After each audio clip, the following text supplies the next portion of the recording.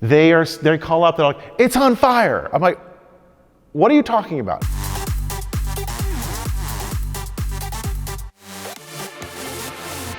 "2013 was the first time we had ever done the actual Cannonball run route. So we went from New York to Redondo Beach, and because it was kind of the anniversary, and we're figuring, let's just do it. This will be the last 2904. And we built the Transcon Medevac to do it out of a diesel ambulance, and it was a lot of fun. And we're like, that's it. Now we've done everything. Now we can put this to bed. And I get contacted by this guy, Ed Bolian. I'm like, I know that name because he's the record holder. I'm like, okay. Now, we'd always kind of been like, Alex Roy is, the clown prince of Cannonball, and like, just like, yeah. But Bolian seemed like a real straightforward, cool guy, and we're like, and I've seen interviews with him, and we're like, this might be a lot of fun. I think we have a reason to do it again. We started it, we couldn't race, Alex Roy wouldn't show up to the start line, but if we could get a real, genuine champion, a genuine cannonballer who took it much more seriously than we did, then yeah, let's do that. Ed didn't want us to be like telling everybody, come out and race Ed, so we didn't, get out about it. So we got a good crew of people together anyway. Because I'm sure if we said, come race Ed Bolian, we would have just 50 people showing up. And that's not the point of all of that. We get together and we've got, 11 cars or however showed up. And I was overly ambitious that year because I really wanted a GMC motorhome because they're awesome. And they only made 600 of these short wheelbase ones, the 23 footers. And you're talking about a car with a big block V8, and they were amazing. At the day, that was like the most expensive, greatest mobile home you can get. And they would do 85, 90 miles an hour, and they were super cool. I wanted one, and I found one in Virginia. And I was like, perfect. I'll just drive it back into Cannonball, and that's how I'll make an excuse to bring a motorhome out to the West Coast. There's only 3 guys in the country that really work on it. One of them's in Pennsylvania. Perfect. Take it to Pennsylvania, he'll fix it up, get it ready for the run, we'll take it to New York. And then I had some buddies, they wanted to do the run, they didn't have a vehicle, so I'm like, perfect. You take the RV, I'm gonna build something else. So now I've got 2 cars I'm bringing out. Ed and his contingent were very much about the European high-speed stuff. To me, that wasn't what this was all about. It was trying to find a vehicle that really shouldn't be able to do it and just crush it, like completely under the radar. So I came up with the Oldsmobile Silhouette, which was one of the bread vans, like Dustbusters. And it was the most futuristic looking thing, and it looked just like a Star Trek shuttle. I mean, dead on. We put the red stripe around it, we put NCC 2904 on the side, we had moon discs on the wheels, we made it as arrow as we could, and it's got a 3.8 liter V6, the 4-speed, and it's not hugely powerful, but it would do 26 miles a gallon, and it could run at 100 miles an hour. And it's a minivan, like perfect, because I like laying down and sleeping. So the 3 of us take it for the run. My friend Pierce was back in, but he would only do it in a vehicle that had leather interior. And I had to find a white one of these, and there's not many of them left, even though they're made out of plastic. So you can't find a dented one because they're plastic. I found one in Missouri. And I sent a buddy of mine on a plane to drive it to California so we could get it ready. And it was only ready like a few days beforehand. So we had a spare tank in the back, we built a bed in the back, and it was dynamite. So Pierce hops in it 2 days before the run, drives out from California to New York in 50 hours. We have the traditional start party and turn around and make the run back. And that vehicle holds the coast to coast to coast record. In 5 days, basically, this 1995 minivan with 100 and something thousand miles drove coast to coast to coast, which I still think is brilliant. And that should be an advertisement for Oldsmobile if they were still in business. The party's great. It's everything I had hoped. Ed was there and he turned out to be a great guy, and everybody was really cool. And we had 2 guys running solo, which I thought was wonderful. We're ready to launch. And as we drive across to the Red Ball, I kind of have to go around 34th and down to 31st and stuff. it starts smoking. And I'm like, oh, okay. We pull over, and there's one driveway, literally one driveway on 34th Street in this one block. Pull in, and the air conditioning clutch seized. And the belt, serpentine belt, runs the entire system.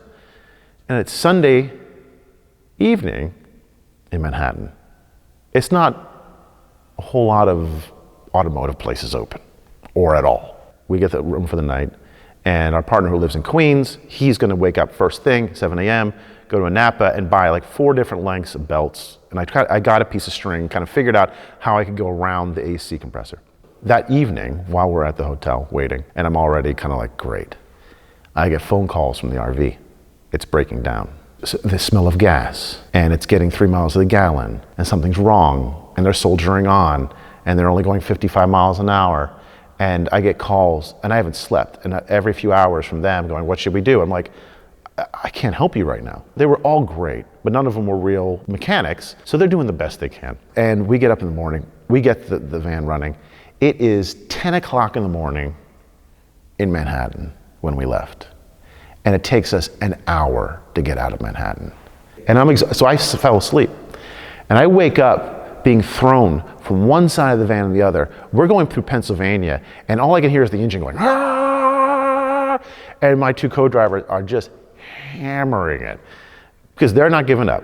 As much as we're silly, as much as we do crazy things, as much as there's a bit of theater to the whole thing, it's still cannonballing. It's still serious. We want to make it happen. We take a lot of time off and money to make it do it. They were heck bent on doing it. I fall back asleep. I wake up somewhere in Ohio, and it's a phone call from the RV again. Now they're in St. Louis, and it had a fuel leak where the generator was just pouring out. So I'm all clamp it or cut it or just do something. They figured it out. So they get going again, and I'm getting calls from every once in a while, and they're in trouble. We're on the boil, and we get to St. Louis, and they call up, and they're in Oklahoma, and it broke down, and it's not moving. Great. So they have a guy show up in the middle of nowhere to rebuild carburetors. So he starts rebuilding the carburetor for them and getting them going. 2 miles later, they catch on fire. They call up, they're like, it's on fire. I'm like, what are you talking about? And I'm all right, it's weird. We're 15 hours in or whatever into our drive, and I'm like, I don't understand what's going on. It's on fire, it's on fire. They called, the police pulled us over. And at some point there was a backfire or something, which opened up the muffler, which had heated the bolt above it, which lit the carpet on fire underneath one of the back seats. Smoke's pouring out, and they run out of it, and they threw water over it, and they got it out. And it really didn't damage it all that much because it was under the seat. But I'm like, ugh. And part of me was like, just burn it down. Just, let's be done with it. Let's just burn it down. I'll get you all tickets home, and I don't have to worry about this anymore because it's been killing me. So I call a tow truck, and they tow it to an RV place. They get a place for the night. Blazing through, we stop in Tulsa. And I have to jump out and deal with that. So it's the only 2904 I didn't get to finish, technically. And 2 of their guys had to make their plane. And these are young, like super cool Brooklyn hipsters. One of them's got a guitar. And my 2 guys are like, we're going. And I'm like, whatever these 2 guys say, you do. If they tell you to do whatever, lay down, you do it because they're serious. They're like, oh, absolutely. And I find out later that they were they're going through Arizona. There was a rainstorm or something, and Pierce was just on it, and they hydroplaned for like a few hundred feet, and the thing was and Pierce never got out of it, and the 2 guys in the back almost passed out. Like they were sheet white. Like they would probably tell their children about the crazy ride in the minivan. And I'm stuck in Tulsa, Oklahoma, a very strange place in that the people are so nice, but it's just awful. I'm really sorry, but it really is. And I was there for 3 days trying to figure out what's wrong with this. And this gentleman who had helped them with the carburetor and he told me he was gonna be my guardian angel. And the sweetest guy ever. He met up with me every day, and he tried to give me suggestions of what to do. We put a new distributor in it because we couldn't figure out what it was. We finally found out that the engine was gone. That we had like maybe 60 PSI in each cylinder. It had been dumping so much fuel, and it washed out the cylinders, and it had no compression. The most painful thing was that I got a phone call from Pierce and from Ed, and they're at the finish party, and I'm alone in a crappy room in Tulsa, Oklahoma. I was like one of the saddest moments of my life, hands down. Ed had brought a ghetto death version of his original Cannonball car, really. He brought another AMG that had like 12 owners, been wrecked twice, was owned by a dead hooker or something. It was horrifying. Like, it's the car you don't go near with a black light. I'm serious, even after he cleaned it. And he had the planning and the skills and the team. And now Ed is a meticulous planner, and it showed in his original run, and it showed in this run. So they're like, oh yeah, by the way, we beat the original Cannonball run record in our 12-owner dead hooker machine. I'm like, oh gosh. But what surprised me was the other guys, all new to it, really. Arnie and his crew and the solo guys, and people were coming in times that would have put them in the top 10 or 15 of the original Cannonball run. I'm like, that's amazing. The shuttle didn't win, but it did continue to live on for another year, because I drove it as a daily driver and it was awesome. And I took it to a couple of Comic-Cons and people loved it. I went back to Tulsa and drove Orange Julius to California. So Julius finally made it to the end in a record 2904 of, I think, 100 days. It was the longest 2904 ever. But that was supposed to be the last 2904, which it wasn't.